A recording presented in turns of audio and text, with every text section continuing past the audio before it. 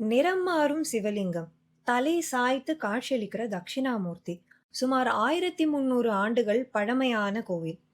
எக்கோலமானாலும் தக்கோலம் போய்வான்னு சொல்லுவாங்களாம்.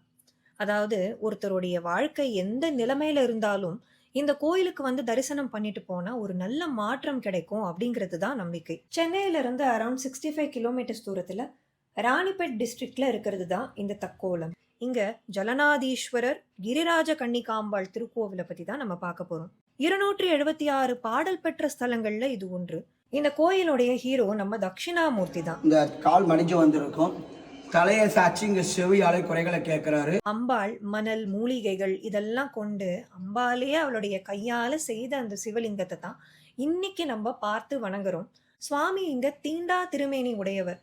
அதாவது அம்பாள் மணல் கொண்டு செய்த சிவலிங்கம் அப்படிங்கிறதுனால அர்ச்சகர்கள் கூட இங்க பெருமான தொடாம தான் பூஜை பண்றாங்க. இந்த கோயிலுடைய அமைப்பே ரொம்ப அழகான வித்தியாசமான அமைப்பு. 4 திசைகளுக்கும் இங்க வந்து ஒரு ஒரு விஷயம் இருக்கு.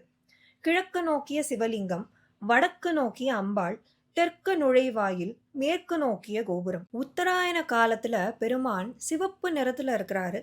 தட்சிணாயன காலத்துல வெள்ளை நிறத்துல காட்சியளிக்கிறாரு. மரங்கள், செடிகள், அழகான பூக்கள், ரொம்ப அமைதியான ஒரு என்விரான்மெண்ட்.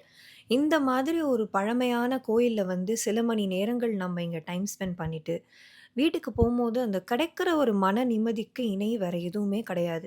நான் இங்கேருந்து கிளம்பும்போது மேகங்கள் எல்லாம் கூடி லேசா தூறல், ஒரு மறக்க முடியாத அனுபவமா இருந்தது.